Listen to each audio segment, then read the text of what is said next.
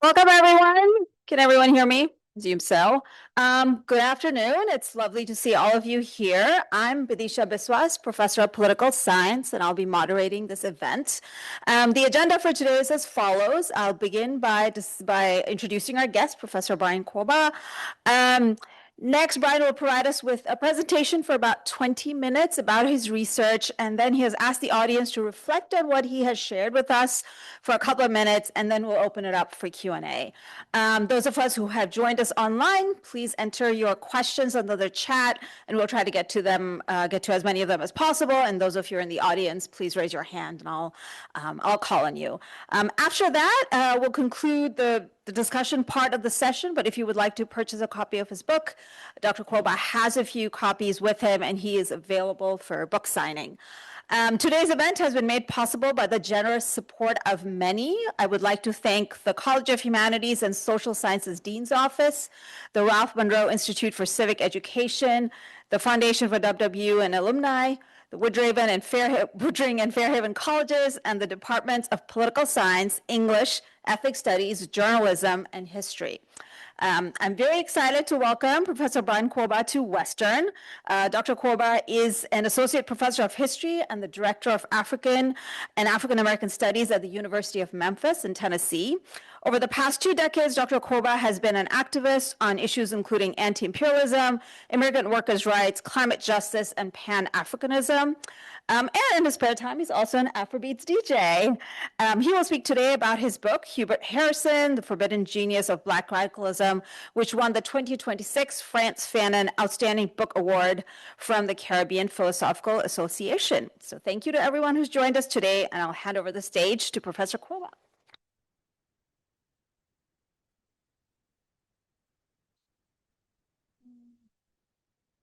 Yeah, I think just give us a minute to set up the technical issues.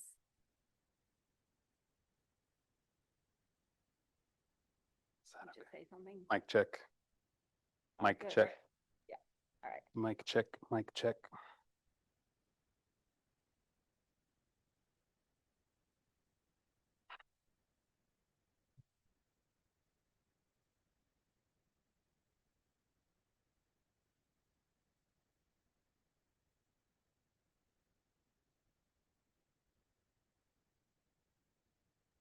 I wanted to start with an acknowledgement of the original stewards of this land, the Lumi peoples, Nooksack peoples, other peoples of the Salish coast. I want to acknowledge the original stewards of the land that I'm coming to you here today from what is now Memphis, Tennessee. I'm talking about the Choctaw and Chickasaw peoples, Mississippian civilizations. I'd like to also acknowledge some of the ancestors that made it possible for me to be here. Kwoba, Musulongwa, Selena, Douglas, Jean, Myra, Bobby, and some other ancestors without whom I couldn't be here today. I'm thinking of Frederick Douglass. And say Ashe if you want to boost the signal. Harriet Tubman. Ida B. Wells. Hubert Henry Harrison. Assata Shakur. Malcolm X. Dr. Martin Luther King Jr. Ella Baker. Fannie Lou Hamer. Anna Louise Strong.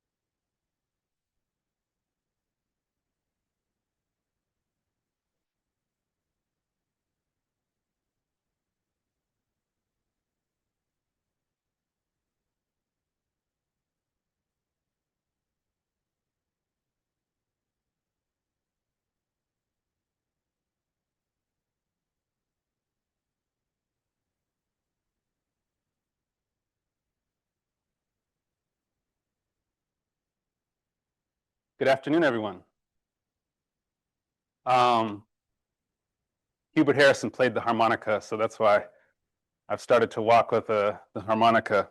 I'm really excited to be here today. This is my first time in Bellingham, my first time, obviously, at Western Washington University.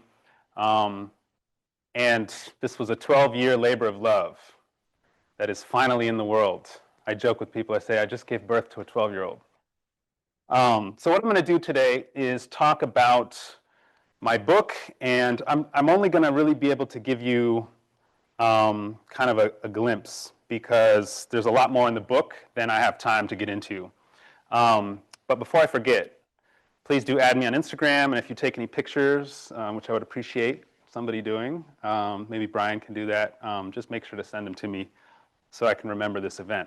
So a little bit about me. I have a Black Kenyan father and a white American mother, so questions of race and identity and belonging have really been at the center of my journey.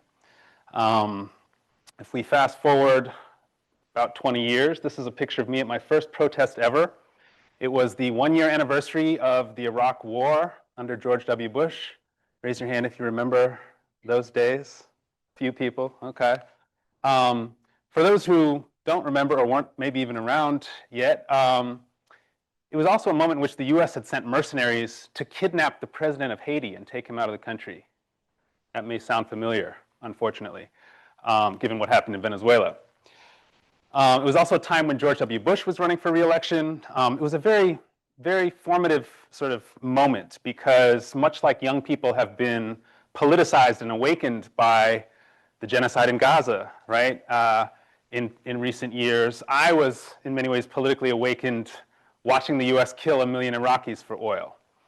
And so I share that because I come to this work not just as a scholar, but as an activist, right? Somebody who, like Hubert Harrison, has been involved in a lot of different movements and rallies and protests and marches and organizing meetings and all the rest of that.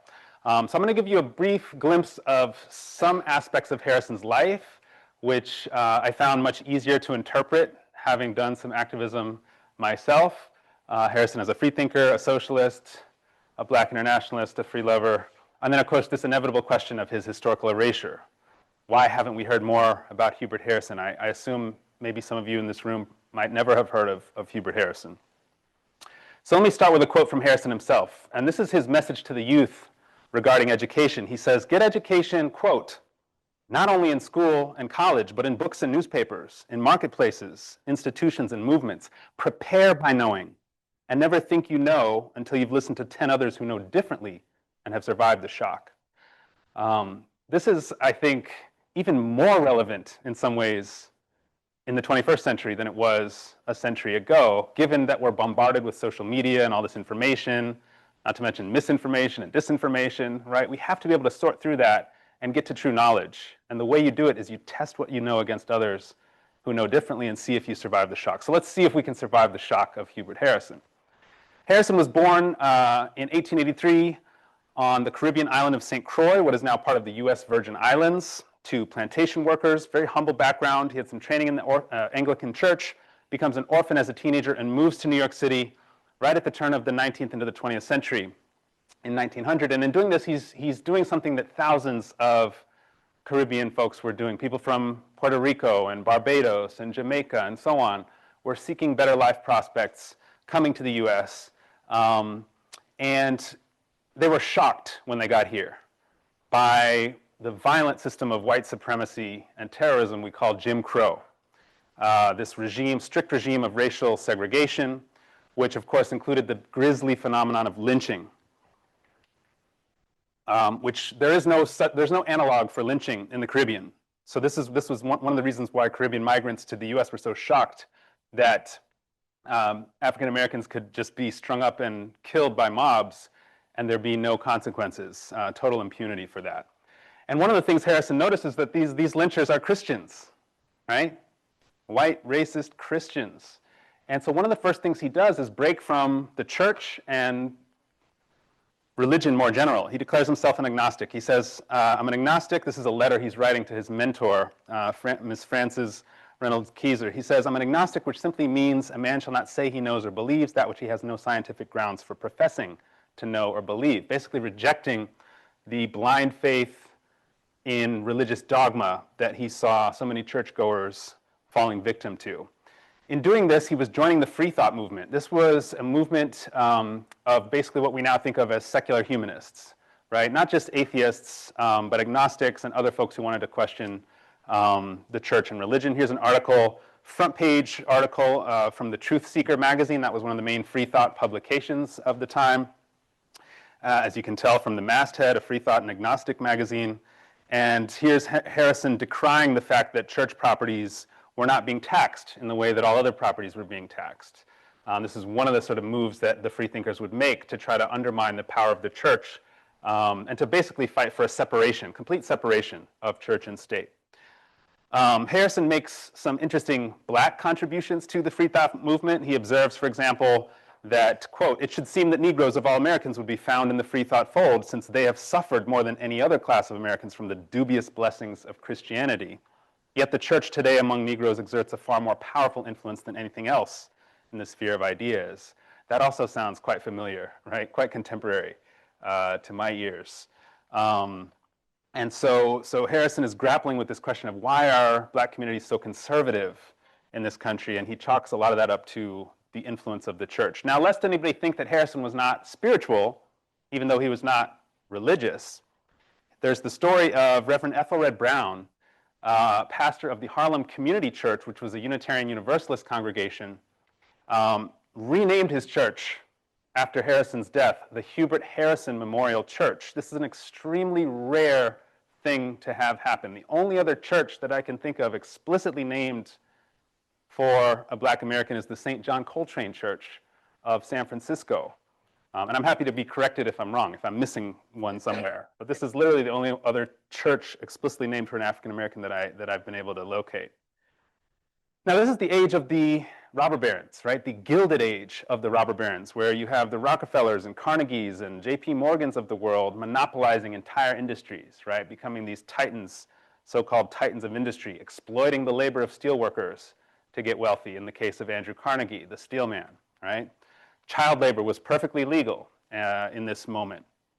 Convict leasing was a thing, right? Literally arresting mostly Southern black folks on flimsy charges and then leasing them to companies to do work in a sort of neo-slavery type of situation. Now, I never liked history. I know that sounds strange for a historian to say, but genuinely, I never saw history as relevant. I never had a teacher who could make it relevant for me. And so one of the things I did, and as much as this is a book of history, I made sure to write it in such a way that it would speak to the present. For example, when we think of the robber barons of the Gilded Age, that's basically the same way of saying billionaire oligarchs, right? They were the billionaire oligarchs of Harrison's day.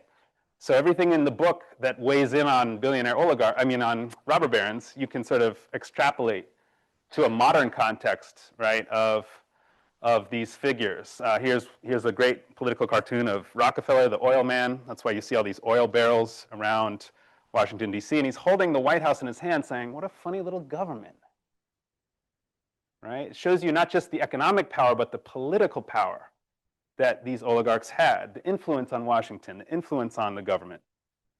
Booker T. Washington was the most prominent figure at this time in terms of African-American figures. Raise your hand if you know something about Booker T. Washington. I assume many of us have studied on some level, maybe in an African-American history or high school U.S. history course. Washington basically told black people just to stick to practical trade level skills. Don't protest, don't march for civil rights, don't fight for political equality or social equality.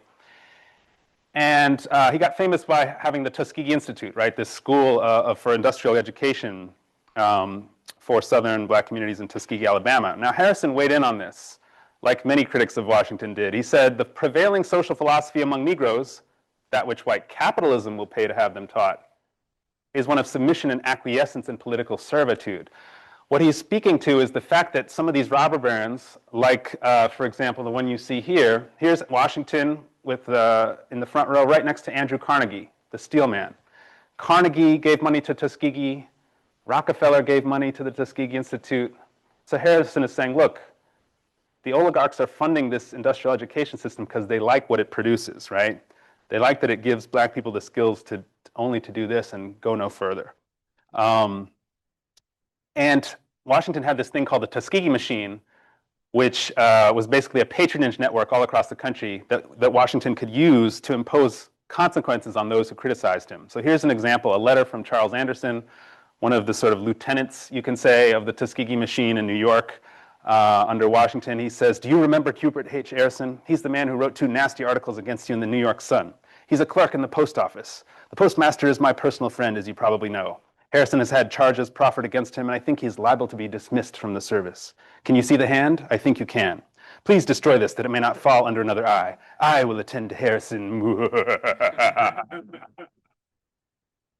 And sure enough, Harrison lost his job as a postal worker to the Tuskegee machine because of his criticisms of Booker T. Washington. Now, far from disciplining Harrison, which is what it was intended to do, right, taking his job away, it actually just fueled his radicalization because he ends up joining the Socialist Party as a full-time organizer. And this was the heyday of the Socialist Party. You had people like Eugene Debs, who was the perennial presidential candidate, famously winning 6% of the vote in 1912, the highest any socialist presidential candidate has ever won, saying things like this: we demand the machinery of production in the name of the workers and control of society in the name of the people. We demand the abolition of capitalism and wage slavery and the surrender of the capitalist class. Now, Harrison not only campaigned for Debs as a socialist and as a full-time party organizer, but he also made some contributions, both in theory and practice, to the socialist movement. You'll recall, for example, Debs saying there's no Negro question outside the labor question. And the Socialist Party has nothing special to offer the Negro because the class struggle is colorless. This was Debs's limited and flawed perspective in terms of his race politics.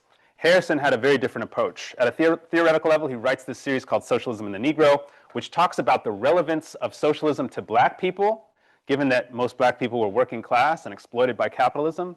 But he also talks about the importance and role that black workers could play in the socialist cause, and how if the party didn't recruit black workers, it would suffer consequences. For example, black workers were often used as strike breakers, right, when white workers would go on strike. At a practical level, Harrison founds the Colored Socialist Club in Harlem. This is the first official black-led party formation in the party's history, designed specifically to reach out to black workers and organizers and recruit them by speaking to their specific conditions as victims of Jim Crow segregation and lynching and disfranchisement and all the rest of it. Harrison supported the Industrial Workers of the World. Raise your hand if you've heard of the IWW. Awesome, that's great. So in 1913, there's this silk strike that kicks off Paterson, New Jersey. 20,000 textile workers, mostly Eastern European and Jewish women, on strike. Harrison is the only black figure speaking to, alongside other labor leaders, speaking to these union halls filled with striking silk workers, alongside people like Elizabeth Gurley Flynn and Big Bill Haywood, who are pictured here. Elizabeth Gurley Flynn, I mean, these are some of the most radical labor leaders in the country. And that's why this is so significant, right? Elizabeth Gurley Flynn, for example, advocated industrial sabotage. That's the idea that workers have the right to destroy the means of production if their demands are not met. And we're seeing that actually in California with the not wildfires, but the warehouse fires, right? People setting warehouse commodities on fire because they're not being paid enough. Now, to make a long story short, the party didn't like this. The party didn't like that Harrison was, supporting these wildcat strikes that were unauthorized by union leaders, that he was defending people like Elizabeth Gurley Flynn and others who advocated industrial sabotage. So they reduce his pay, they forbid him from speaking, they smear his name in the party press, they eventually suspend him. And the way I analyze this, you basically have a white, moderate, and middle-class party leadership moving against the black, radical, and working-class figure of Hubert Harrison, and so he has to leave the party. He basically gets driven out of the party. Now, all is not doom and gloom in this period. I mentioned Harrison getting fired, Harrison getting driven out of the Socialist Party. But Harlem is becoming a very dynamic place in the early 20th century. And so I'm going to play you some music from that era and just show you some images and artworks to kind of plop us down into Harlem a century ago.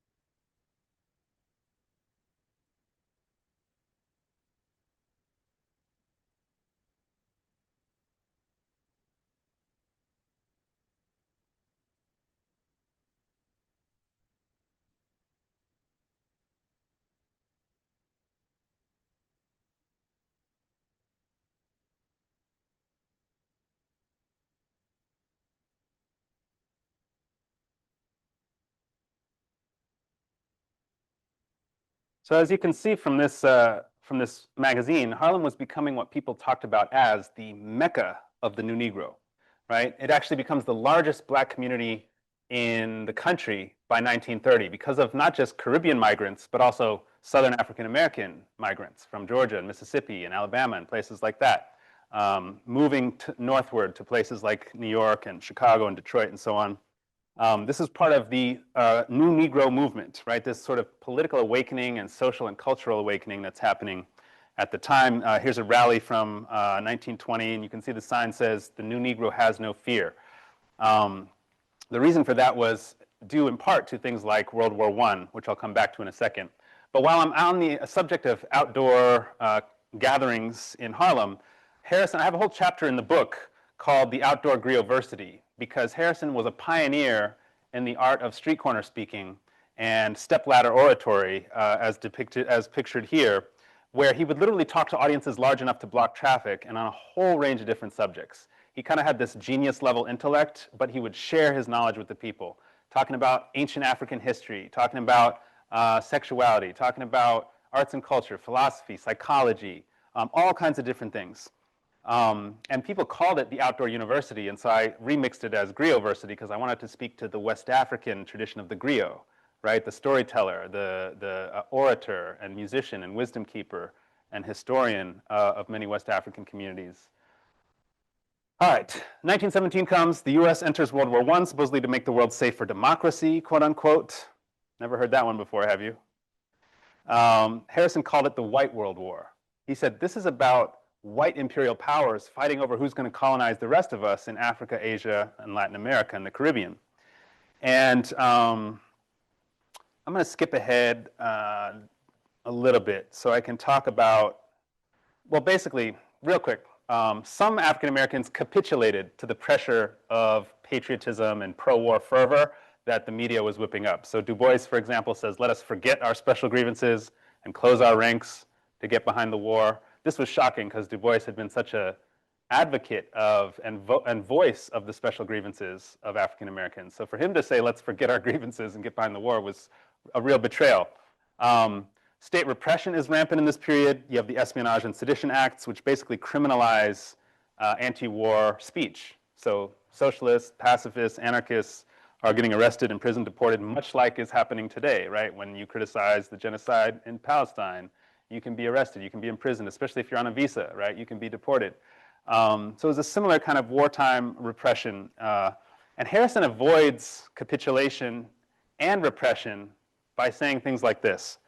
America's in this war to win. The nation will brook no attempt to compromise its declared principles. The world, the whole world, Tennessee, as well as Turkey, must be made safe for democracy, and we must fight on until this end is accomplished.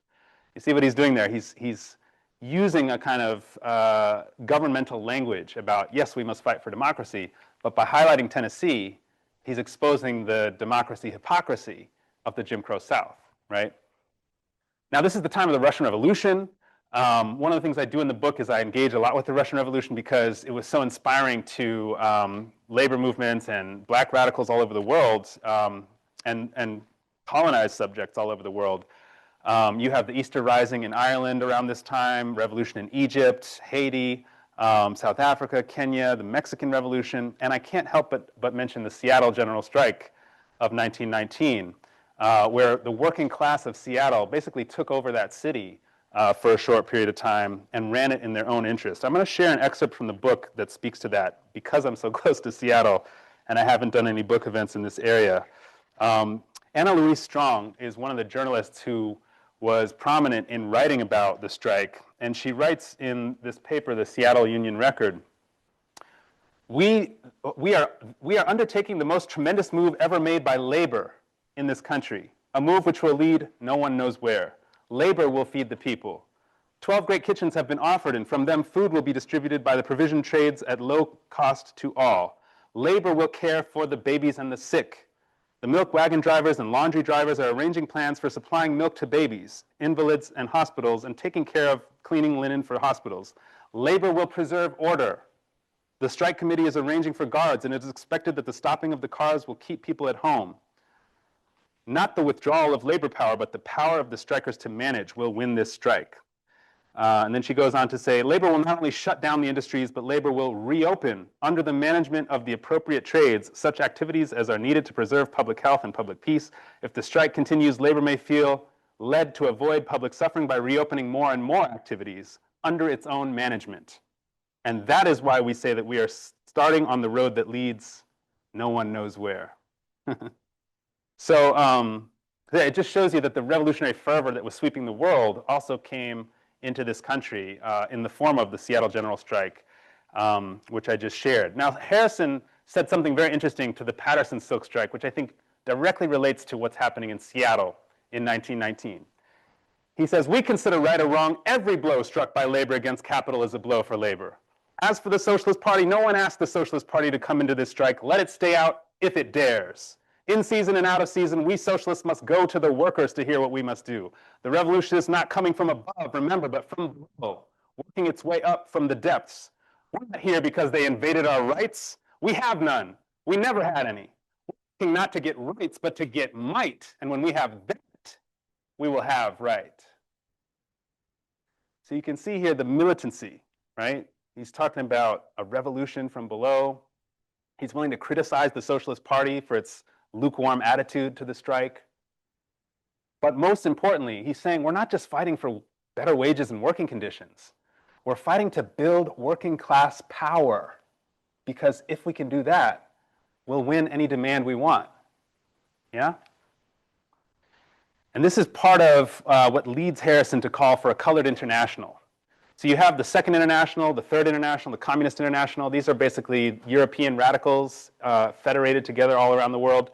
Harrison says we need that for the colonized world, right? For all the people who are oppressed by imperialism and colonialism, the so-called darker races of the world need their own international as well. All right, let me talk about the most controversial chapter. This is chapter 6, called Black Free Love Politics and the Queer New Negro. Raise your hand if you've done archival research. Anybody done archival research? Awesome. So you know that moment in the archive when you find a document that just opens up a whole new world or a whole new set of questions or a whole sort of new understanding of the thing you're researching? That for me was this document. To make a long story short, this document, 6 Lectures on Sex from 1917, as far as I can tell, marks Harrison as one of the first black figures in the US to denounce church and state repression of sexuality, to call for decriminalizing access to contraception, to give a public-facing lecture series on what we now might think of as sex education, and to explicitly defend a love style, free love, right? A love style based on the idea that we're not monogamists by nature, but by compulsion from the church and the state and capital.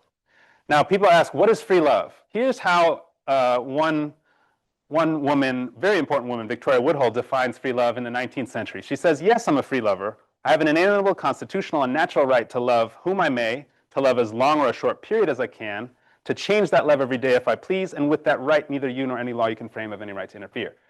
This is the first woman to run for president of the United States. She was president of the Spiritualist Association. She was a member of the First International of Karl Marx, the First International Working Men's Association, until it expelled her, in part for her free love views. Very, very important figure. This is the radical wing of the women's movement, right? A lot of people forget that the white women's movement had this free love wing, right? They said, yeah, patriarchy is an institution that makes women into property, and that's why we're free lovers.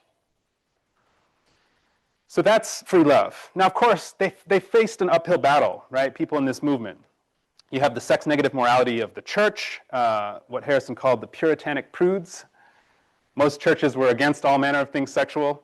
But even worse than that, you have the state repression of the government. Raise your hand if you've heard of the Comstock laws.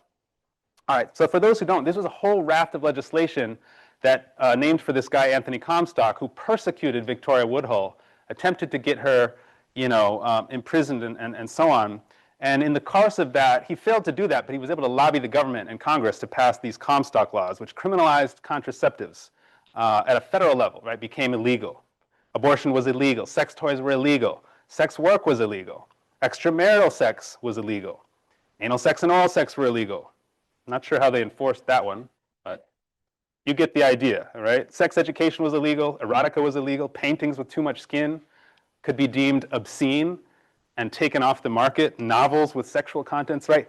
So it's this massive machinery of state repression against all these different things. And this brings me to Audre Lorde, who is so instructive about the meaning and significance of suppressing the erotic, right? She says, in order to perpetuate itself, every oppression must corrupt or distort those various sources of power within the culture of the oppressed that can provide energy for change. For women, this has meant a suppression of the erotic as a considered source of power and information within our lives. And I'm sure many of us can think of examples of suppressing women's erotic power. Unfortunately, what she's saying about women was also true of black men in this period, because not only was lynching a national epidemic roughly twice a week on average during Harrison's lifetime, but it often included castration, right? Here's an example of a headline: boy unsexes Negro before mob lynches him. I mean, they even got children involved in this grisly process of lynching and castration.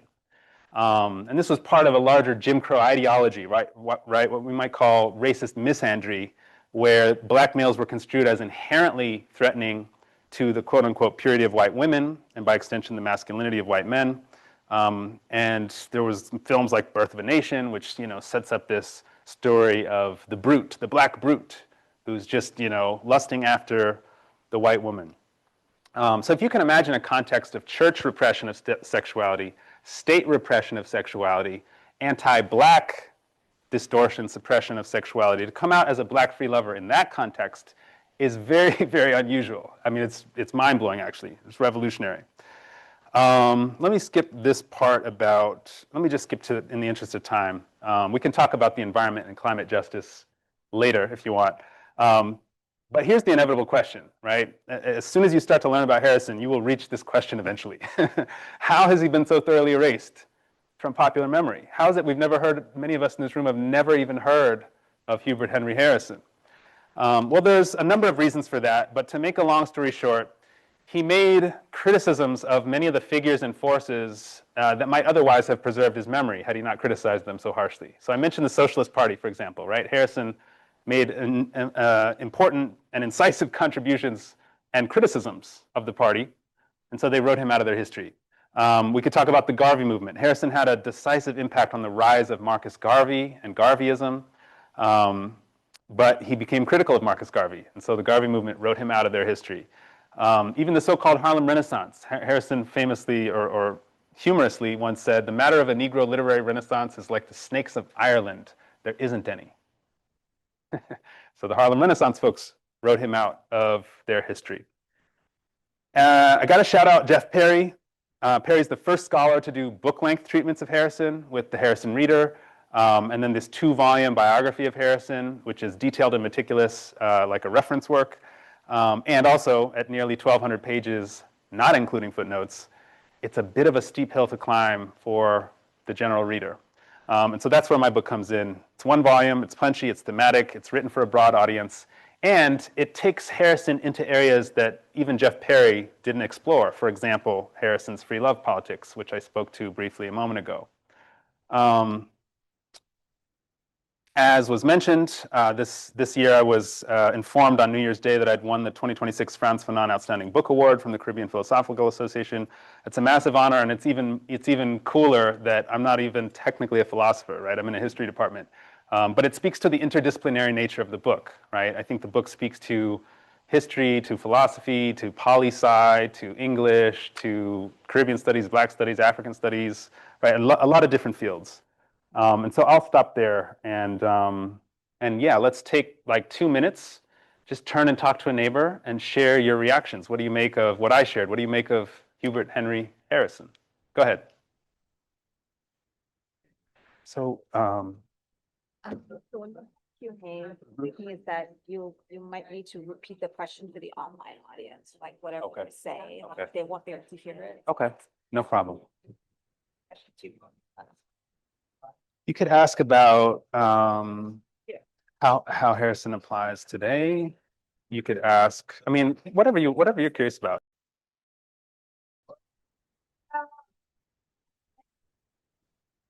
Ready, y'all? I'll just use my moderator prerogative to ask the first question, which is that, you said that you didn't like history in school. You didn't have teachers that taught history in a way that spoke to you. So how come you became a historian? Great question. Just quickly repeat the question for the online. Oh, for the online audience. So the question is, I said I didn't like history, and so how did I come to like history? How did I come to be a historian, right, if I never liked history in school?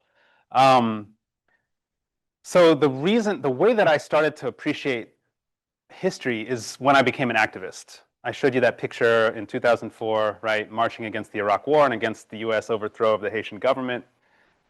That was the sort of moment in which I was becoming aware of why history matters, because history explains how we got the world we have, right? And if you want to change the world that we have, it's important to know how it got to be the way it is, right? If you want to change anything, it's useful to know how it got to be the way it is, right? So that was the moment where I started to realize, like, okay, I need to understand how we got in a situation where the US could kill 1 million Iraqis for oil.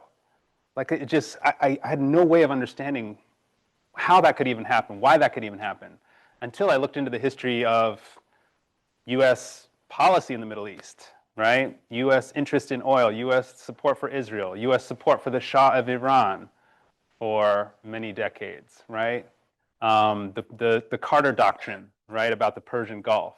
Not to mention the Brits before the US was the hegemon. You had the British, right? The British took this family, the Saud family, and made the House of Saud. That's how Saudi Arabia became a country, right? The British handpicked the collaborators that they wanted in power, and we have Saudi Arabia. Not to mention the Balfour Declaration, right? Not to mention the Suez Canal and the geostrategic importance of that. So once I started to understand history, I was like, oh, now I see, why history matters. Because if we're going to change the world, we need to know where we're coming from. That's the simplest way I can put it. Yeah. Yeah. You briefly mentioned the IWW. Mm-hmm. When it comes to Harrison's socialist beliefs, was he looking for something similar to syndicalism, like the IWW was initially pushing, or for some others? Yeah, I mean, I think he liked the IWW for a number of reasons. One is they tended to be more radical in various ways than the Socialist Party. As I mentioned, there was a wing of the Socialist Party that was somewhat radical, but there were also these kind of moderate, party leaders that were not as radical. But also he loved the fact that the IWW was embracing a sort of racially inclusive vision of trade unionism, right? I mean, for example, the Brotherhood of Timber Workers, an IWW-affiliated union in the South, had done extraordinary work to organize thousands of timber workers, black and white, in the same union, fighting capitalism, fighting for one big union, as the IWW, believed. They wanted to basically bring all workers in the world, no matter their industry, no matter their trade, no matter their occupation, into one big union in order to fight capitalism and the bosses. And so I think Harrison appreciated that they were not practicing the kind of racial exclusion that the AFL was practicing, right? Where they had these craft unions and they wouldn't let black people in their unions and stuff like that. They wouldn't even organize oftentimes the unskilled workers. So there's this whole hierarchy of who was a skilled worker and who wasn't. Yeah, Harrison liked the IWW because it was more visionary and more sort of forward thinking, I think, than almost any other labor organization we could think of at that time. Great question. Yeah. You're welcome.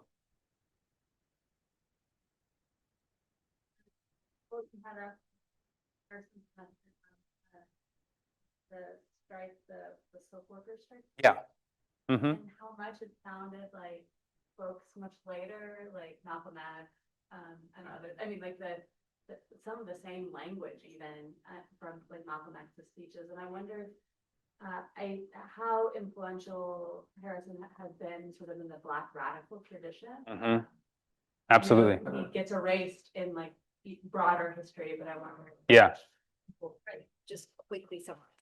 Yeah, so the question is basically how influential has Harrison been on the Black radical tradition, given that he sort of sounds almost like an earlier version of Malcolm X in some ways.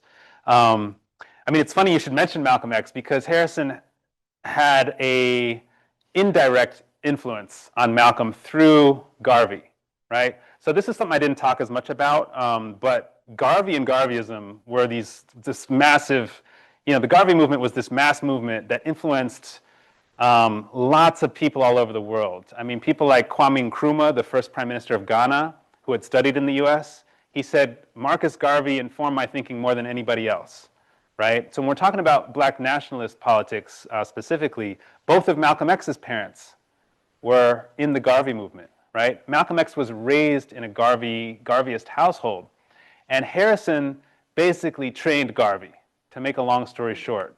Garvey's initial idea was to build a Tuskegee-style institute in Jamaica. When he got to the US and to New York, he joined Harrison's Liberty League, and it's in Harrison's Liberty League that Garvey started to learn about race-first politics, about Black internationalism, supporting the struggles of colonized people all over the world, having a mass movement orientation rather than like a school building operation. And so he uses some of those strategies to reimagine his own organization, the Universal Negro Improvement Association, and build it into this massive international organization, the largest international organization of African people that really we've ever seen. They had branches in North America, the Caribbean, Central, South America, Africa, Europe. So the Garveyism is a huge, huge factor in Pan-African politics and in the history of Black nationalist politics, and Harrison plays a decisive role in that process, right? So that's part of the answer. But there's a lot of other ways that Harrison influences people like A. Philip Randolph, right? Randolph said Hubert Harrison was the father of radicalism in Harlem, right? And Randolph influences people like Dr. King, right? Because Dr. King came up sort of under A. Philip Randolph and folks like that influence.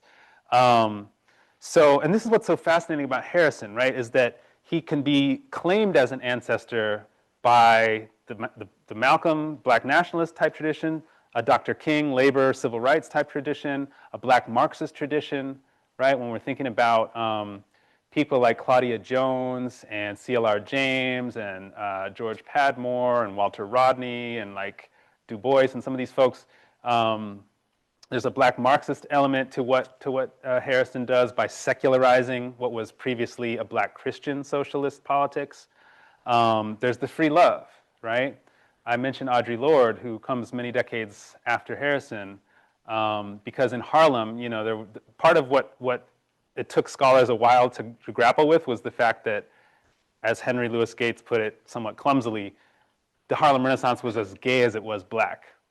That's a weird way of saying it, but the point being that, you know, not only was there a lot of artistic and cultural experimentation going on in Harlem, but there was, you know, same gender sexualities emerging, non-monogamous sexualities emerging. The blues women I lean on in the book, the blues women were extremely liberated in an erotic sense, right? Because in their lyrics, they would give voice to women's bodily autonomy and financial autonomy and, you know, different types of relationships that they were involved in. So all that to say, Harrison in many ways I talk about him as having a kaleidoscopic radicalism because he has all these gemstones in a single frame, right? And it's an opportunity for us to think with all these kind of multiple radicalisms together, rather than dealing with Marxism over here and black nationalism over here and queer politics over here and something else over here. You know what I mean? Like he kind of brings it all together in a way that I think is really powerful and that invites us to kind of check some of our own assumptions where we might think we're radical in something, but actually we're not, if that makes sense. So very, very influential on the black radical tradition. I mean, it's hard to understate or to overstate rather the influence, which is why it's so bizarre that he was able to be written out of history so decisively for so long, right? Great question. Yeah.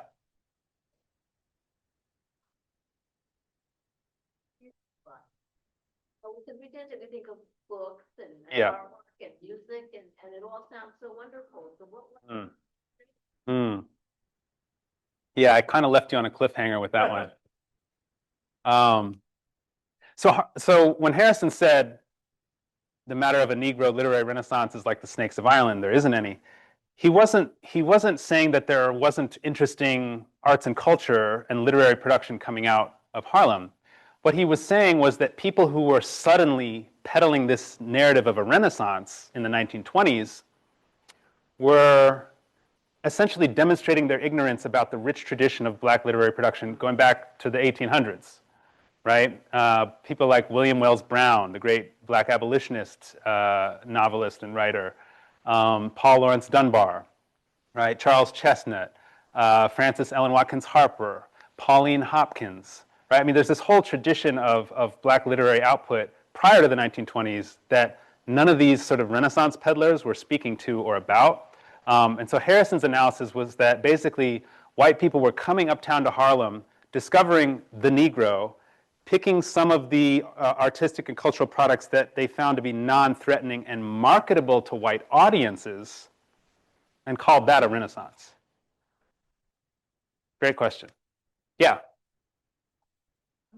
How Caribbean identity specifically, and how that, like his Caribbean identity and his immigration to New York, how that might have contributed to like the formation of his unique ideas of black radicalism, because I'm not specifically familiar with St. Croix or the Virgin Islands and the history of that, but from my understanding of the history of the Caribbean region, it was like one of the first instances of European colonization in the Americas, and so there's like a really long history of how that's affected like a very unique racial identity.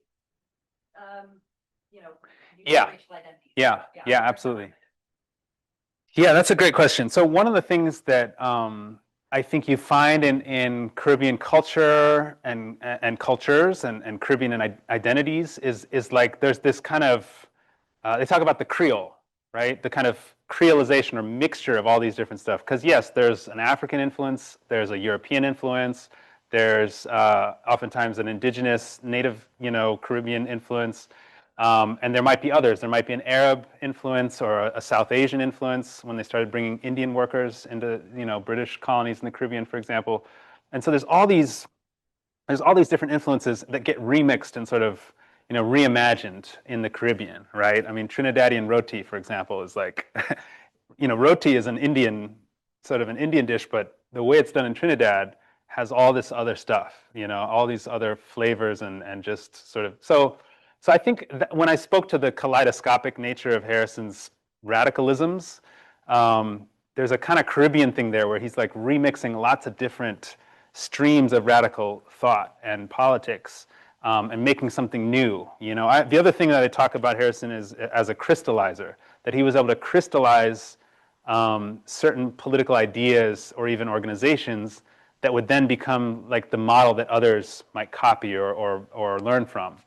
And so yeah, I think there's something very Caribbean about his ability to kind of take and learn from all these different things. Even the quote I shared, right? Test what you know against 10 others who know differently and see if you survive the shock. Like, there's something almost Caribbean about that, because there's so many different influences in the Caribbean, and the identity, Caribbean identity is very much forged in that sort of cauldron of multiple influences all sort of coming together and cooking together, if I can use that metaphor. Not to mention, Harrison identified himself as an untamed, untamable African. And part of the reason he did that is because he remembered his childhood on St. Croix, and how he was very conscious of the fact that they, as much as they were working on as parents would be working on a plantation for somebody else, they also had a little plot of their own, a little garden plot or something, right, where they were raising their own fruits and vegetables and produce and stuff like that. And he understood that was, that the knowledge of that, a lot of the agricultural knowledge, and even some of the fruits themselves, were actually African inheritances or African transpositions, from West Africa, from places like Benin and Ghana, right, where many St. Croix, enslaved people in St. Croix were descended from. So yeah, there's definitely a lot of, even his conception of love, his rejection of compulsory monogamy, right? The idea that the only acceptable or respectable way to think about love, sex, and marriage is one person and nobody else, right? Even that, Harrison's dad had children by more than one mother. Harrison was his dad's only child, but he was also his mother's only child, and his mother had children by more than one father. So he grew up, in other words, around different layers of siblings, right? And a different type of kinship structure, very much not the nuclear family type of structure. And I think that informs why he's able to, in addition to his critique of the church and religion, that informs why he's able to sort of reject church doctrines about monogamy and these kind of things as well, because of that sort of Caribbean and semi-African way of being and living in the world. Yeah.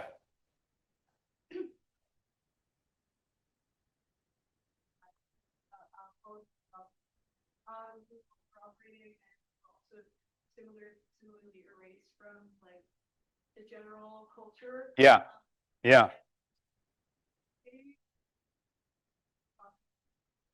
How they were invited to Russia to kind of like look at the socialist movement there. Yeah. But I was wondering what if he was associated with those people, and if he was, and how he felt. Oh, sorry. I keep forgetting to repeat the question. So the question was about how did Harrison, what relationship did he have to Paul and Islanda Robeson, and what did he think of the Russian Revolution or the Soviet Union, basically, right? So Islanda Cardoza Good, the mother of Islanda Robeson, worked with Hubert Harrison in the Liberty League. And she worked to help spread the Voice newspaper, which was the newspaper of the Liberty League. So Harrison and Islanda's mother were very close. Harrison dies in 1927, so he doesn't really get to live to see the rise to stature of Paul and Islanda Robeson, right? I mean, Paul Robeson becomes this like global level celebrity, right? Especially into the 30s, 40s, and 50s. Harrison doesn't really live to get to see that, but he certainly influences the first generation of black communists. People like Cyril Briggs, Grace Campbell, Wilfred Domingo, Richard B. Moore, Otto and Ermie Wieswild, right? There's this whole generation of communists that come in after World War I. Because the thing about World War I, much like today, you notice how like the war in Gaza, or more specifically, the question of Zionism is really a kind of a dividing line between sort of more liberal and more radical folks in this moment. World War I was like that in the early 20th century. And there was a whole wing of pro-war socialists who wanted to be patriotic and like get behind the US government and like fight for Uncle Sam. And then there was anti-war socialists who were like, no, this is a capitalist war. This is a banker's war. Workers have nothing to gain from killing each other for the spoils of the profits of capitalism. And so, the Communist Party was basically it was founded basically as a breakaway from the Socialist Party. The anti-war socialists basically left the Socialist Party and founded the Communist Party. And the first black communists in Harlem, Harrison was like, they all acknowledged a debt to Harrison. You know, I mean, Williana Burroughs, for example, one of the first black women communists, she was an officiator at Harrison's wedding. Like, they were very close. They were good friends. And she wrote articles about, you know, Harrison's influence on black radical thinkers in Harlem. Harrison, I wish I could talk more about the Russian Revolution. We don't have time, but the Russian Revolution is a massively, massively important event. They abolished capitalism, they abolished feudalism, they pulled Russia out of the war. They put, in a land of pogroms and anti-Jewish racism, Leon Trotsky was elected president of the Petrograd Soviet. That's like the political nerve center of the Russian Revolution. And then he becomes commander-in-chief of the Red Army, right? I mean, the idea of a Jewish person, a Russian, Ukrainian-born Jewish person commanding an army in Russia would have been unthinkable prior to 1917, right?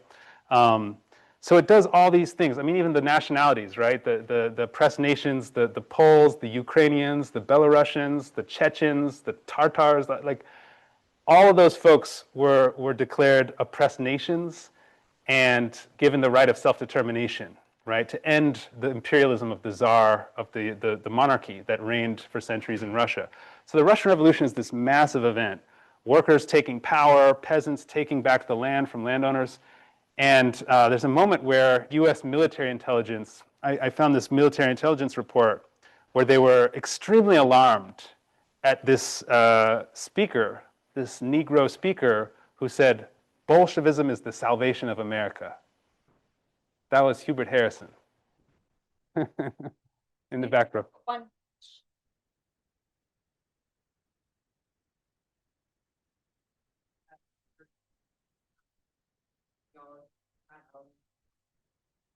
I was wondering if you could distinguish between traditional Marxism versus Black Marxism. Absolutely. You know, I feel like it's probably clear what the exact distinction, why he didn't align himself with the Communist Party in general. That he was. Yeah.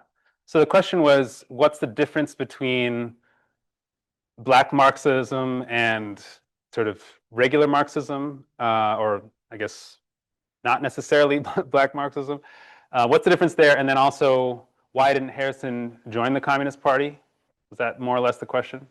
Yeah, so, all right, so Harrison basically, I mean, he didn't use this language, but he basically pioneered Black Marxism by secularizing what was previously a Christian tradition of African American socialists. So you had people like Peter Clark, right, in Cincinnati, Reverend George Slater, Reverend George Washington Woodbey, and Annie Woodbey, his wife, who was also, you know, a thinker in her own right.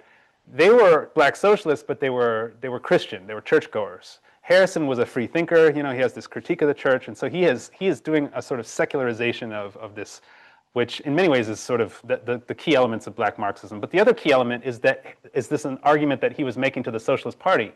He said, look, Black communities in this country are the most thoroughly proletarian element in the country. And it's not difficult to understand why that is, right? Most people, the vast majority of African people in this country were brought here as enslaved people, as laborers. They were brought here to do work, right? So it shouldn't surprise us that Black communities are the most thoroughly working class, right? The most thoroughly proletarian. Now, if you have a party that claims to be for proletarian emancipation, but you're neglecting or ignoring the most proletarian element in the country, that's a problem, right? And it's not just a problem in practice, although it is a problem in practice, right? Because, as he would argue, Black workers are going to be used against white workers in strikes and in other battles if you don't recruit them to the labor movement and recruit them to the Socialist Party. But it's also a problem at a level of theory, right? Because one of the things that you find in Marx's Capital is he devotes very little attention to the figure of the slave. He's much more interested in the industrial worker in Europe, right? So what Black Marxists, starting with Harrison and going forward, have done is to place the Black worker at the center of the analysis of capitalism. And you find this in people like Eric Williams, a great book, Capitalism and Slavery. W.E.B. Du Bois in Black Reconstruction, right, takes the black worker as its starting point and says, look, the enslaved population was itself proletarian, was part of capitalism, and actually foundational to the rise of capitalism. You can't have capitalism as we know it without slavery. This is a key part of how they built the capital that we see in the world, right? So that's one of the foundational elements of Black Marxism is like shifting the frame from like the European industrial worker to black workers, including enslaved people in the Caribbean, in the US, in the mainland, North America and elsewhere, and saying, this is all part of that too. If you've read like the Black Jacobins, for example, History of the Haitian Revolution, that's like a classic Black Marxist text because he takes Haitian enslaved people and places them at the center of their own liberation and revolutionary struggle, much like Du Bois had done for African Americans during the Civil War in his book Black Reconstruction. The discussion of the general strike thesis, right? Du Bois says, look, African Americans are fleeing the plantations in droves. This is basically a general strike that has crippled the Confederate economy in addition to adding more forces to the Union Army and so on. So basically it's basically a way of radicalizing the Marxist tradition a little bit in the sense that it's taking a black angle of vision, both in theory and in practice, to look at capitalism even deeper, right? To look at the ways that anti-black racism and racial oppression were actually central to, the formation of capitalism as we know it. Thank you so much, and thank you everyone who joined us today. To those of us who joined online, we'll be emailing the webinar recording to you in the next few days. And if you guys would like to sit back for the book signing or chat with Dr. Kwoba, you can be here with us for a little while longer. Thank you all. Thank you.